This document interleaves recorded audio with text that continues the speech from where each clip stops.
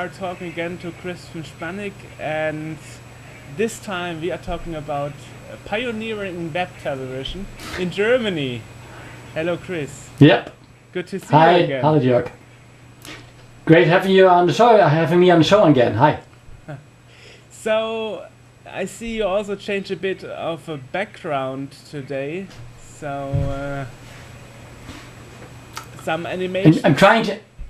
Yeah, I'm trying to give you some new impressions all the time when you call in. So I thought perhaps this time we make it like a little bit of moving image. So it depends. Wait till the next time. I don't know. Perhaps it's the Christmas time and I have a tree behind me. I don't know.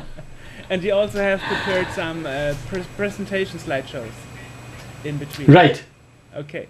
Right. So last time we spoke about you and writing scripts for television shows.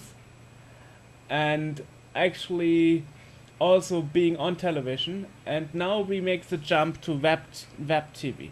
So how did that start for you to go into the next generation of television?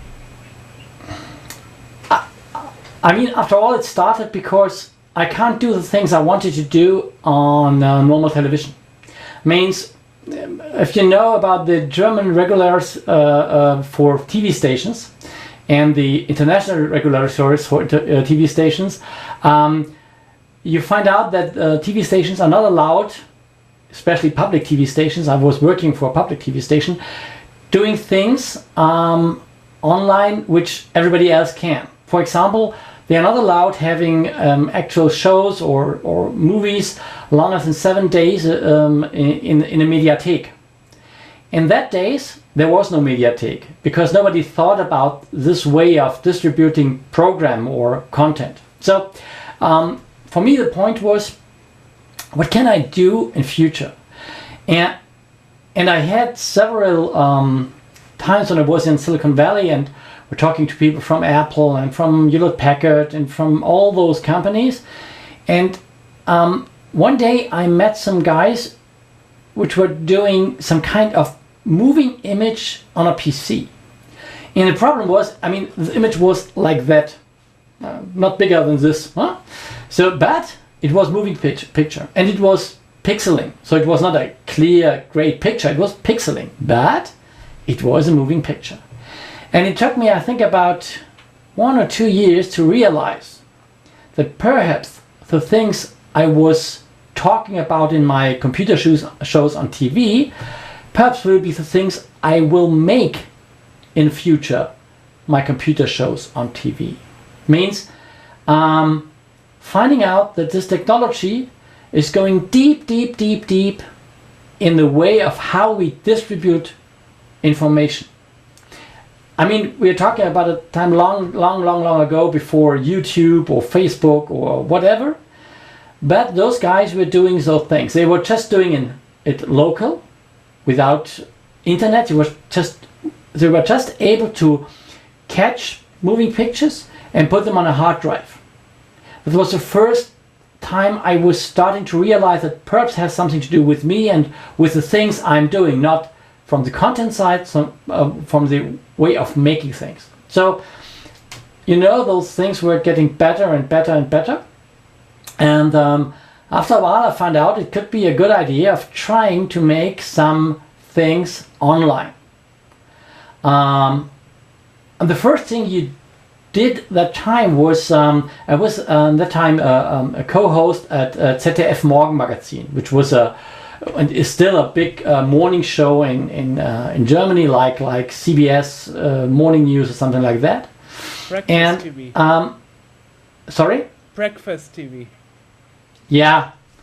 And so the funny thing was, I thought about the problem I had always with timing. I mean, anytime you get in the morning magazine and in this breakfast TV, they told you, okay, we were talking about how important is internet in the future, and you have 3 minutes. 3 minutes is not really much time. So I thought of, how can I handle those complicated themes I had, those technical themes I had, in the short time, like 3 minutes. And so I came to the idea because online was coming up. It was time when Microsoft Online was AOL, all CompuServe, all those online things were starting. That what about making the show 3 to 4 minutes on screen in front of the camera, and then switching, going to a different location and have some chat with the users where they can put their questions and all stuff without disturbing the normal viewer of the breakfast magazine, of the ZDF Morgenmagazin. And this was my first idea. But said, yeah, no, there are not so much people, doesn't make sense, no, we don't do it. Okay, so I forgot about that idea. And after a while, when moving pictures over internet were coming up, small pictures, pixel pictures, but it was moving pictures, I came again up with the same idea to the guys at the Morgenmagazin and said, hey, what about making those 3 to 4 minutes on the show and then telling the people, if you're interested in more questions and things like that, go to our channel, whatever it will be mean that time. There was no YouTube, there was no Facebook. Go to our channel, we will show you and give you more answers, and you just put your questions. And so I had the idea of kind of prolonging the screen time I had, but not on the main program, on a second screen. Perhaps you can imagine most of the people were, you will do what?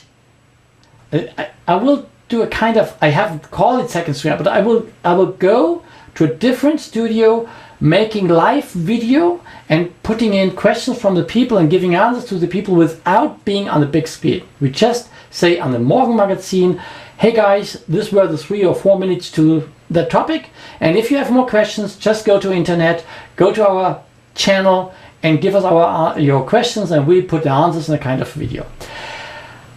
It was a lot of laughing. Nobody could imagine this idea.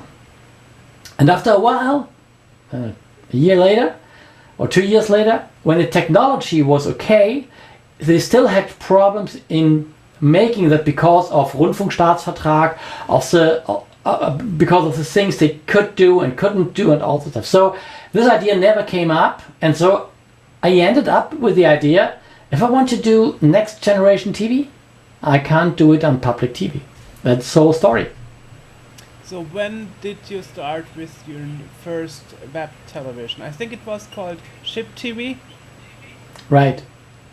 It was Chip TV. It was together with that time Vogel Verlag, because Vogel Verlag was the owner of the magazine Chip. And that time it was the beginning. I think Thomas Pütschak was just starting as editor-in-chief at Chip. And there was Hans-Günther Beer, the guy who was behind the scenes making Chip and Vogel Verlag and all that stuff. And we said, one day we were just sitting together, and I told him about the idea of making something like that on the internet. He said, this is a great idea, and he said, let's try it, let's give it a try, let's find out if we can do that. And so to give you an idea of how I looked that time, you can see here, this is a very, very old chart of Chip TV, where you see what we had in mind that time. And what we had in mind were a kind of users magazine, about 20 minutes long, monthly. It should be about 3 topics per show, which is more like a classical TV, I don't know how you call a Beitrag, a film, a little movie about the topic, 3 of them, 2 parts in the studio, which were more mainly talk parts, and we had an activity part where you, for example, had some slideshows of new products or things where you can click and do things. And the whole thing should be a complete new production. And we thought about specials, like making a special from a CBIT or making a special from an IFA or something like that. That was the idea of Chip TV that time. And what you just saw was me. I didn't in the end of the 90s, beginning of the 2000 years. This was the the thing we did. And so we started making chip TV in that way. And to show you how it looked on the screen, I also have a part of the presentation.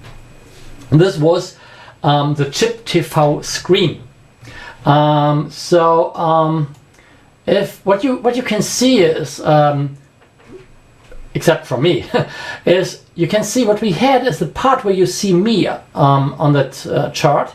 This was the moving pictures part, and this was with double ISDN, so you had a little bit better quality of the whole thing. And this, in this part where you can see me, this was the part where the moving pictures were in. We couldn't get it bigger without looking ugly. Okay? Okay. This looks like Windows 98 in the background. Yeah, it was, the screen actually was, I think even 95 or 90, Windows 98, I don't know exactly. But what you can see also, this was how your browser looked like when you started chip TV. So let me go to the main screen again, that you can see what I mean. So you have this really small moving pictures part. On the side, on the right side of it, you see a photo. This was really, actually, these were photos. So what we did is, while the stream was running, the stream triggered this thing which we called a picture stage on the right side. So while I was talking, it was a kind of a feature in the program that on a special time code of the video, the picture and the text you see on the right side were changing. So you had the feeling from a bigger picture just divided in two pictures, because we had the talking head on the left side, or even the movie, and on the right side you have a big and much bigger and in quality much better picture of the thing. For example, when we showed how to repair a PC and we got the camera to the PC, we also did a photo on the right side of the part where you do something with your screwdriver, because you couldn't see it very good in the video, but you couldn't see it perfectly on the picture stage. That was the picture stage we had that time. And so you had the chance of seeing more than just one picture of a moving image. You had a much bigger picture. And what you can see down under the video screen, where it says Beitragsinhalt, this was very, very, very sophisticated at that time. It was a way of jumping within the video. So when you clicked on die nötige Hardware, Anschaffungskosten, ADSL, STLS and Co. and all that stuff, when you clicked on that parts, you could jump to a special part of the video. This was very, very useful for the users, because they can just go to a place they wanted to go and not had to wait until we were ready. So this was the screen when you started the show. And what you can see is you couldn't see any kind of browser parts. We just took away all the browser parts. So you weren't not able to do anything else except watching chip TV. So to be honest, it was a little bit hard for the people, because suddenly your browser disappears and you just had this kind of screen in front of you. But we had the idea at that time, coming from classic analog TV, that people, if they watch a TV show on the internet, should behave like people watching a TV show. So if you have a TV show, you don't have around your TV a lot of other things which were doing different things, blinking, I don't know. So we said, if you watch chip TV, you have to go there and you have to concentrate on chip TV.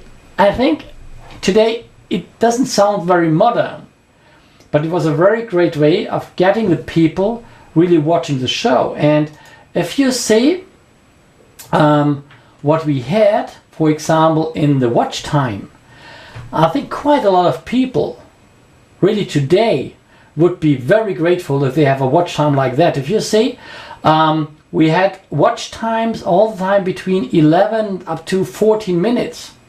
If you see where the shows 29 to 38. and we always had watch times higher than 10 minutes. And in that time, we're talking about modem time or double ESDN or ESDN time. A watch time or a remain time on a website for more than 10 minutes was incredible great. So this was the way we trained the people really to watch our show. And what you also can see here on the screen is you had some part on the left part. You see things like Sendung, Ihre Meinung, wie funktioniert Chip TV, wichtige Infos zu zum DSL Probetrieb. So you see, you could see some parts where you can get interactive.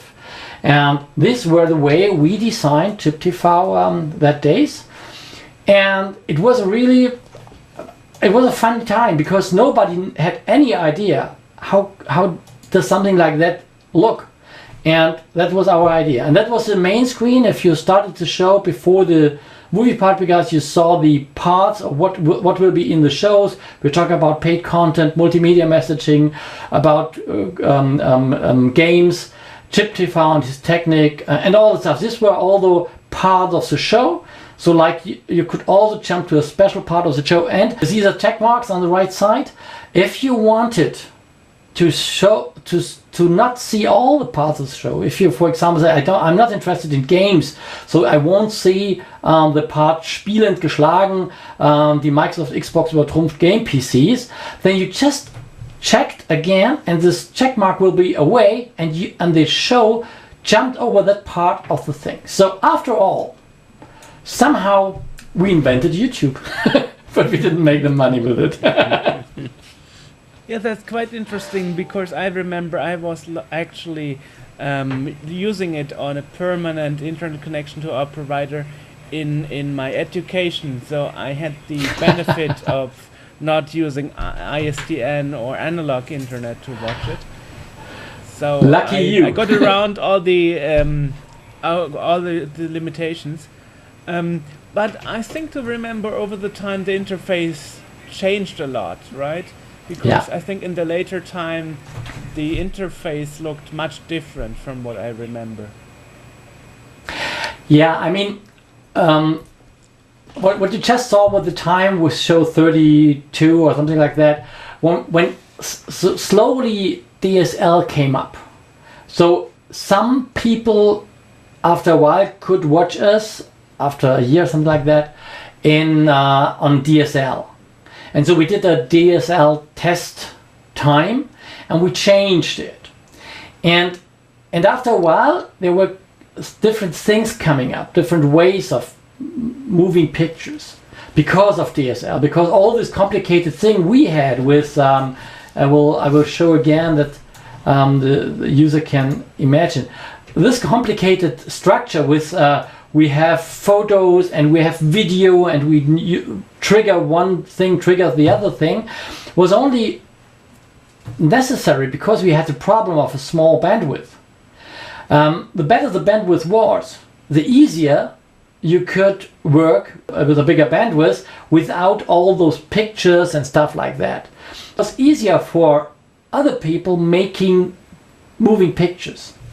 And we had a very special thing. We had two projects at the time. One project was Chip TV, and the other thing was, sorry for all the fans of Borussia Dortmund and Eintracht Frankfurt and BVB, whatever. We did the first fan TV in Germany for the FC Bayern. And it worked exactly in the same way. So we had one show especially for tech nerds, and we had another show especially for people who are interested in football but are not necessarily tech nerds. This was very interesting to see how people things. So a techie wanted more interactive things, doing things.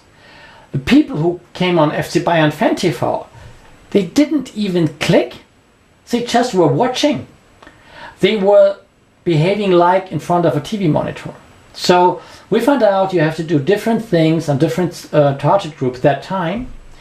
And if you watch today at YouTube, YouTube integrates all those things which we did in his engine.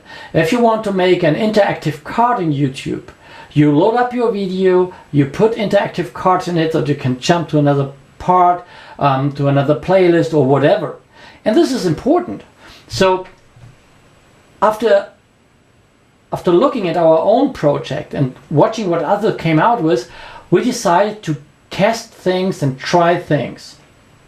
So we had the time, I think, almost 100,000 subscribers. So Chip TV was a really big and huge platform. The problem was we didn't earn any money. We just gave out money because people were paying for watching Chip TV at Deutsche Telekom, but not at us. Because if you had an ISDN connection, you were paid regularly every, I don't know, 50 seconds or something like that with a charge. This was kind of, I don't know how you call it, a tacted connection. So it was like a taxameter. The longer you watched, the more money you paid. And if you have doubled ISDN to watch a better movie quality or picture quality, you had to pay double the price. There was no flat rate. So people were paying money, but not at us. And so it was not the way of refinancing it through a kind of fee. And the other thing, there was no way of refinancing it over advertising, because the people at Vogel Verlag doing the advertising, they really know very good how to sell advertising space in a magazine, but they were not trained in advertising in a kind of moving picture thing.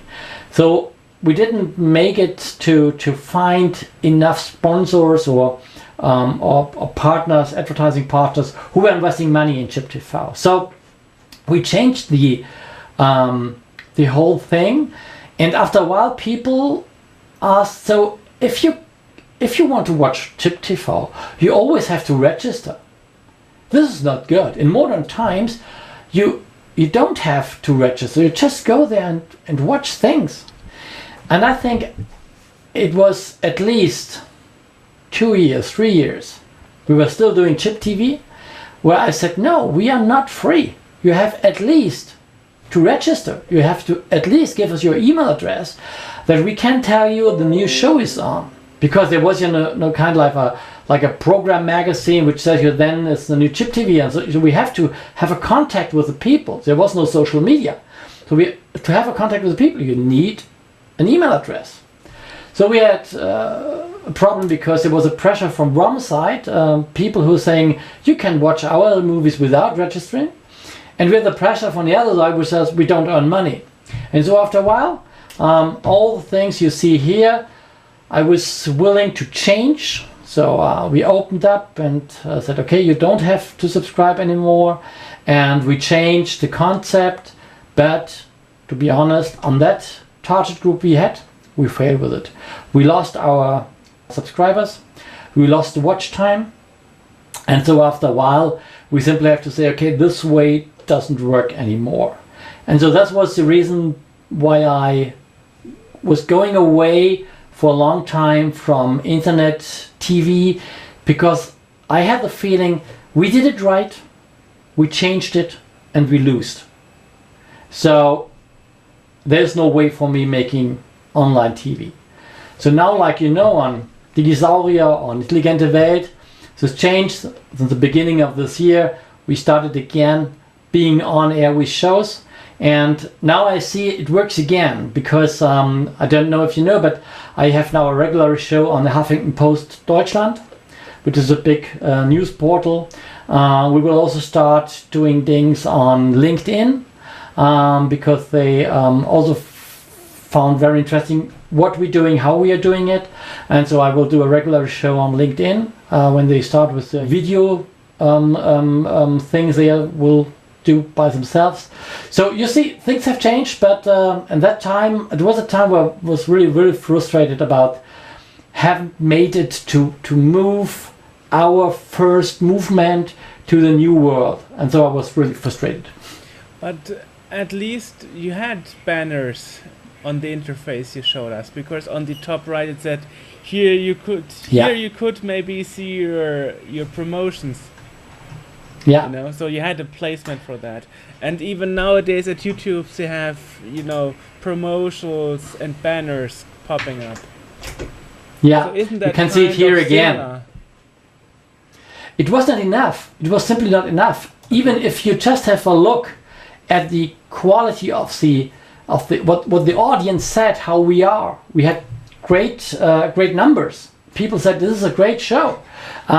We asked them even if they were willing to pay, and the maximum was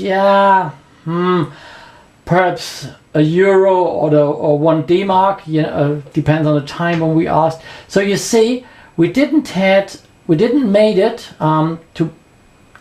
to monetize the whole idea. And I think we were really we had no chance in refinancing it. And one important thing, I was coming from normal TV like ZDF, ARD or the RTL or Sat.1, and I learned how to produce video for that kind of station, which was very, very expensive.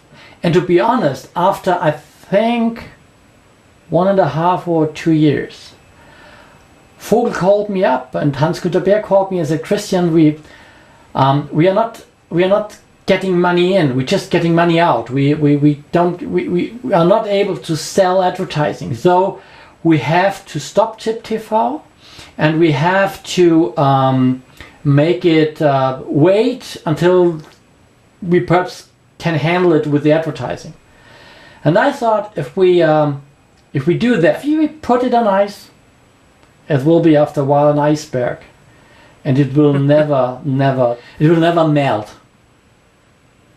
And Chip TV will never be living again if I now say, okay, we stop it. So what I did is I said, okay, you know what? I do it on my own. You don't have to put any more money in it. I find a way, and I find a way of doing different. And so I was hard working with my people, finding different ways of producing it. So, I mean, we didn't have handies, but we have consumer cameras. And so we started producing Chip TV on consumer cameras. On consumer PCs and all that stuff. And a big partner at that time was Sony Deutschland. Sony Deutschland understood what we are doing. And the guys there, it was Leo Bonengel, he was at that time chief of Sony in Germany, and Udo Frei-Altenhofen, who was the head of communications at Sony. This was the guys who said, what you're doing is really a very good idea. It doesn't work at the moment, sure, but what we can do, we have. So one part is we did together with a guy called Jörn Taubert, we did a show every month from Chip TV, but we started doing every 2 weeks in a kind of changing between the shows. We made a show which was called Vaio TV, which was a show only about the Sony world of computers. We said to our viewers, people now understand, this is a show together with Sony Germany. It has advertising in it from Sony Germany.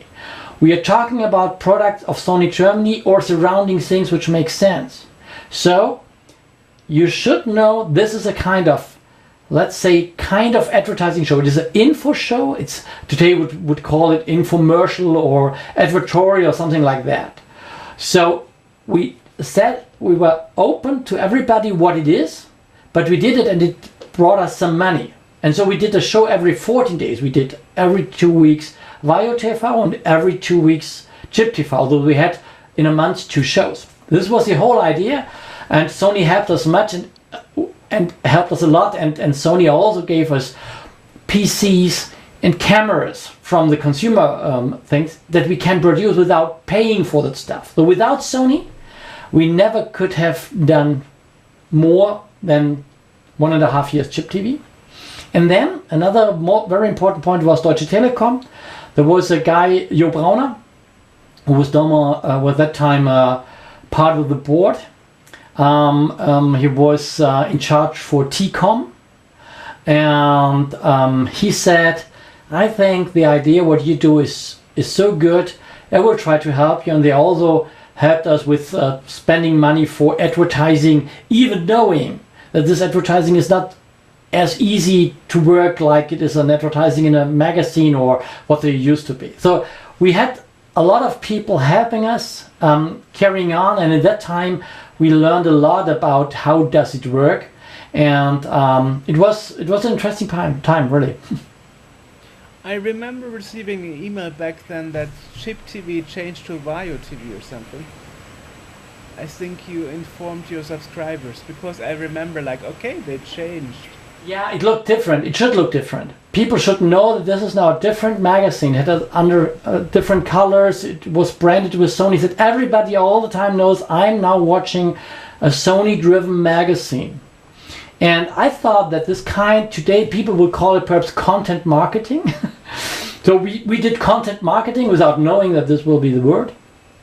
So we also were the first ones who did VJs, because our editors, our guys and girls who did the show, who did the movies, had to film by themselves. There was no different. There was no way of paying a camera person, so they had to use consumer cameras, doing the video, going to a consumer PC, doing the editing, and doing it all by themselves. There was no other way than doing that. And I said, if we can do it like that, perhaps we can do over the thing which is later called content marketing, so making shows for Sony or for HP or for IBM or whatever. Perhaps we can make our funding and getting our money, and also be able with that money to also find a way of financing with part of it the neutral Chip TV thing or whatever. This was the idea. From which year to which year did you actually do it? Because we didn't mention exact years yet. I don't know the year. I don't know really the year anymore. I know that we started with the ideas and working on Chip TV and things like that in 99 and 2000. And I think we got on air in 2000 with the first shows. I think a year, 1.5 later, we got in trouble because of financing. And so we thought of how can we do things different? And so we came to the idea, what I just told you, making it with content marketing, working together with partners, things like that. And when did you stop all that thing together with Sony Vario as well? I think it must be 2002 or something like that. So 1.5 years later. I think perhaps at 2001. I don't know exactly anymore. I had to look in the files, but I don't know. What we also did was very interesting that time, also because Sony said, so if you do a show like that, couldn't it be a good way of telling our dealers about new things? So a kind of dealer TV. And that was a kind of production they gave to us, and we did really, I think 20 or 25 dealer TV magazines, which really just only for the dealers from Sony to watch and to see what the new products, what is the new things they should know, things like that. It was very interesting at the time. Do you still have that somewhere? Because that would be interesting to see, actually, to watch it. What it was, dealer TV, because that is something the end user never saw. Yeah, I'm quite sure we have. I have nothing now to show you, but I'm quite sure we have recorded that stuff. It was, I mean, we were doing all the things on cassettes. It was not a kind of digital space. It was a cassette like HTV or the things like Video 8, things like that. And we recorded all the shows, pre-recorded them, cutted them, edited them, and then put it together. It was not a live show. It was always recorded. So we still have parts of it, and I'm quite sure also from Chip TV and from Vaio TV and from the Dealers TV, I'm quite sure you will see on Digisauria in the future some parts of the thing, because it's funny to see which were the new products, which was the hot stuff that time, and because of that it's also important to have those things. Yeah. Okay, so are you kind of sad that this ended this way? Would you like to, well, still do something like that nowadays? Because you see, now you do the Digisauria or the Intelligent World, the Intelligente Welt, and nowadays people actually live from making money on YouTube, you know, making videos. Yeah. So now your ideas back from the late 90s actually turned into something that really works for a reason. Yeah, but you know, what I told you before was I was frustrated at a time because I said, hey, I'm quite sure this is the right idea, and we didn't make it. We didn't managing going the way from the starting to the making it a successful business story. But we did quite a lot of development together with a guy who is still brilliant about programming and having a programming view on content, which was Joachim Fette, who did all the programming behind and all the things behind. This was meaning technically. He also did a measurement system so that we were able to measure how long people really stay, because from the service farms we never get real good numbers we can work with, because they were not used to that kind of usage. So Joachim did a really great system how we can track every 15 seconds if the user is still there. Things which are now very normal. Yes, we did quite a lot of basic work, and yes, we didn't make the money with it. But be honest, just look at the 99s, 2000 years. How many people did great things without making the money, and later on people making money with it? So I wasn't frustrated because of later coming up YouTube and things like that. I was frustrated because what did I wrong? What didn't I do right? And now looking back, the answer is I was too early. I see. So, and now you are coming back with your YouTube shows, but that is more like a hobby, I guess. Yeah, you know, after coming back to the idea and coming back to the point to say, okay, now, I mean, to be honestly, I had quite a lot of luck in my life. I had the perfect time starting making computer books. We discussed that in another show. I had a great time making TV. We were producing video cassettes. So I had plenty of luck. And so now I have the idea to say it's not the important point on making money, because I'm on my own. Everything I do here, everything I do on a Intelligente Welt or on a Digisauria is something which I can do by myself. I have colleagues who are in this, who help me, or being like you sometimes, being in a kind of Schalte, in a kind of interview. I have them, things like that. This is great. I have all those things, but I don't have to put huge investments in every show like I had that time. So it's a different way of financing. That's what I do today, actually.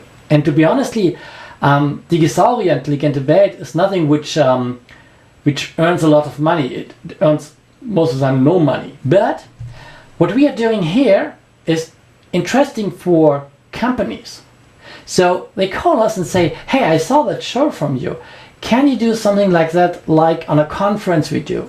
Or can you do something like what you do on a thing for our dealers or our customers or something like that? So what we're doing is, and that's the way how we refinance all that what we do here, we offer our ability of producing shows like that, our know-how of doing it, our technique, and our talent of telling stories. And this is the way how it works these days for me. Perhaps someday, I don't know, we will earn money with Dinosauria or Intelligente Welt, but never with YouTube clicks. I don't believe that. Because if you just watch the people who earning money on YouTube are people with, I don't know, extreme rich, I mean, great community, doing advertising, having at least 300,000, 400,000, 500,000 followers.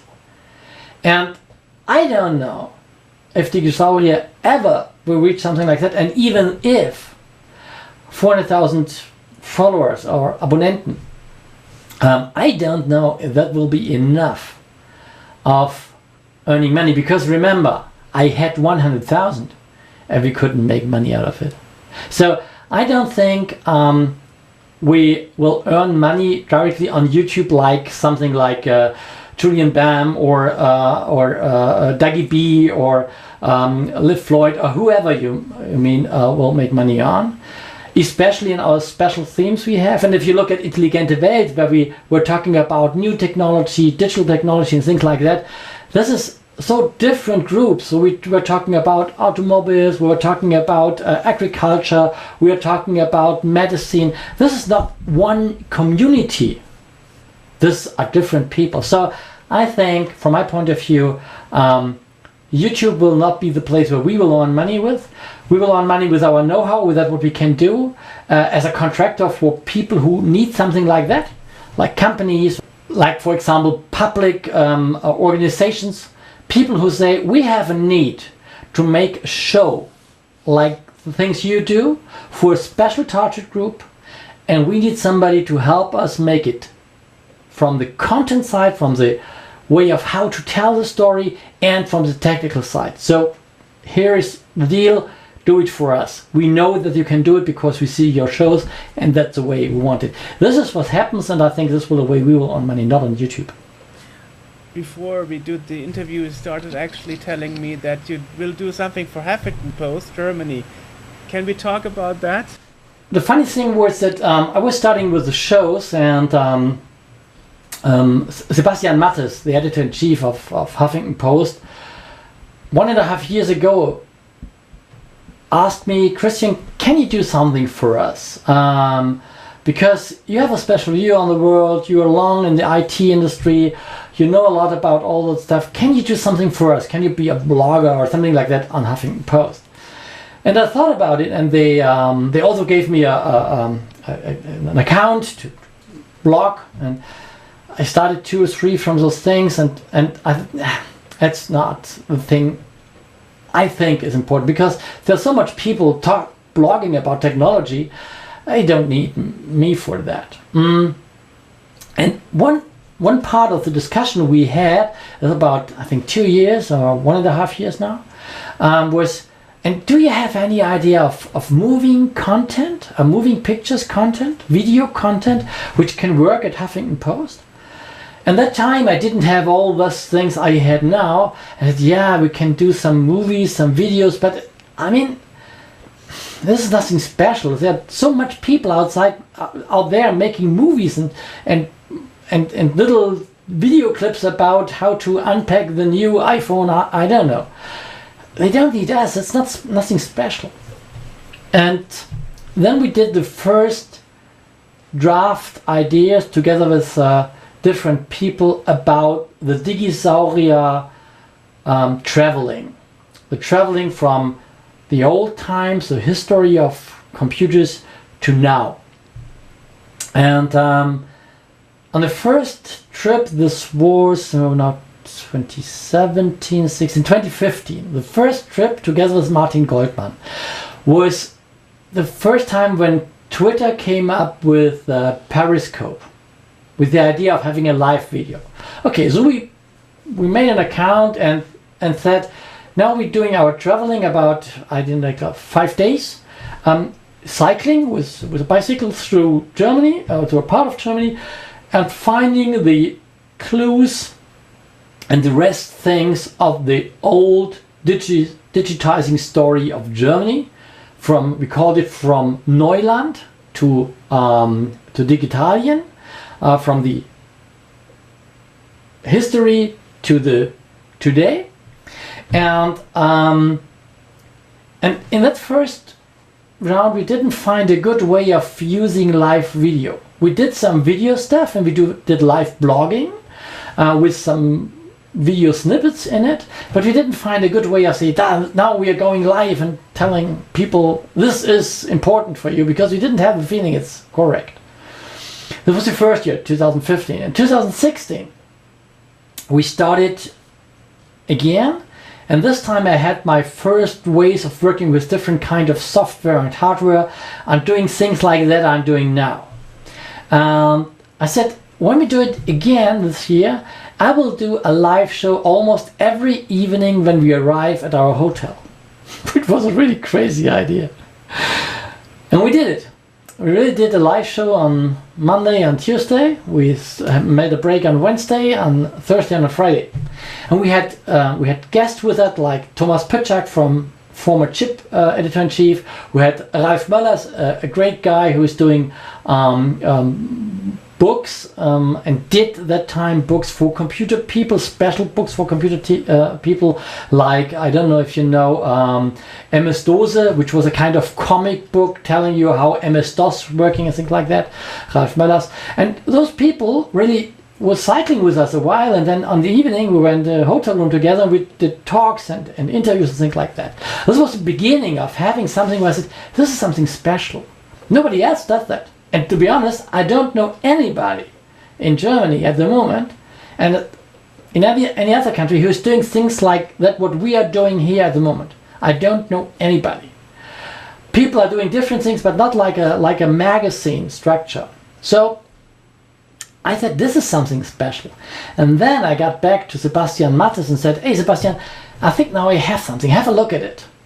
Is that something which is perhaps special enough to be something different, not to be another guy who has some unpacking videos, not to be another guy who has some cat content or things like that. And he really loved the idea, and he had a really nice colleague, Jan-David Suthoff, who is in charge of social media and video. He suddenly jumped to the idea. So we did our first trial on CeBIT 2016, and it worked perfect. And so we did a long time since, let me think, I believe last month. Last month was first show, and did about thinking how should the show be, where does the content come from, what's working for having post viewers and all this stuff, because it's a live show, it's a Facebook live show, which is later than CeBIT and YouTube. And after we have every content parts and every concept parts together, we started it in July. Yeah, July this year, the first show, and it worked great. And so Jan David called me up and said, hey Christian, can you imagine just not doing it once a month? Can you do it perhaps every 2 weeks? So we are back at Chip TV again. And I said, yeah, I think from the content side we can do that. And so now we are starting this month with every 2 weeks a show for Huffington Post, talking about digital technology. It's a kind of best of show of Digisaurier and Intelligente Welt. It's shorter, the items a little bit shorter, and it's always talking about content for people who are not digital know-howers. I don't want to say digital natives, because I know a lot of digital natives who would have no idea of how the whole thing works, because they just use it. It's like me in my car. I don't know how my car works. I just get in and drive away, and if it doesn't work, I ask somebody. But I do a show for people who are interested in technology, in digital technology, giving them some tips, giving them some clues, and giving them a look at new technology. For example, the last show from Tuesday was about digital trucks, what is digital in trucker life? What do you expect from a digital truck? How does a truck of the future look like? It was a great show, and people had a lot of fun, and there were a lot of comments and discussing with the audience. It was great, and so this is quite a lot of fun. It's enormous stress because doing all that here. I can give you a look that you know what I'm talking about. So look, this is how it looks here. Okay. Yeah, you see my PC, you see the audio part, you see the thing where I can tap on to let things happen. I don't do it now because it would be bad for you. You see here my time, and you can also see here on the things, you also can see on a big monitor here the comments on Facebook and all this stuff. So what I do is I really sit here, tap around, making things like my Bauchbinde, something like that here, for example. Sorry, put it again, or put it away again. Or here, like social media comments. Yeah. So when people give a comment on Facebook, I can see it and I can put that in the show. I can say, here, Stefan is asking, this was a comment from an older show, Stefan is asking off. But that means you have to do it all by yourself. There's nobody else here, it's just me. So if there's a technical problem, I have to solve it by myself. I have to press all the buttons, for example here, like this is the end of the show, things like that. All those things I can do by myself, but I have to be very concentrated, and I have to read the comments. I have to talk to my guests if I have a guest here. It's stressy, but it's an enormous amount of fun, and obviously people like the show, so it's a great thing. It's getting easier because back in the day, in the 90s, you needed a whole team, and today you can do a one-man show. Yeah, right. It's cheaper because I'm quite on my own. I have RoboCams. Perhaps I can show you. Just hang on for a second. Perhaps I can show you one of the cams. Yeah. So this is a special exclusive look in the cellar, and what you see on the left side, you see all the carton, all those wooden things. What you see is our archive of cassettes. Wow. In the back lot behind, you see the old Betacam cassettes, which is the stuff we digitized to make shows for Digisauria with. And on the left side, I hope you can see this thing. This is a cam, which I use, that you see me. From your point of view, on the left side, there's a cam which says Cam 2, where a little light is on. It's a great camera. Yeah. And it's a RoboCam, though that means if, for example, you can see if I do that, you see it's moving. Wow. Okay. Yeah. So and the idea is that if I press a button here, and the camera is moving, is zooming, so I don't have a camera guy here. I just do it with a RoboCam. This is the way how I do my shows, and I really like the idea. It's crazy, and sometimes it doesn't work like it should, and all this stuff. But it's a fun thing, and I think this is a difference. For example, if you see what Wolfgang Back is doing, which is a great show for his people, with the Computer Club 2. But he's doing it in a way he always did it. He had a camera colleague and he's editing the thing, and it's not the live show. It's great, but I have fun with live show because ZDF Morgenmagazin was live show, ZDF Mittagsmagazin was live show.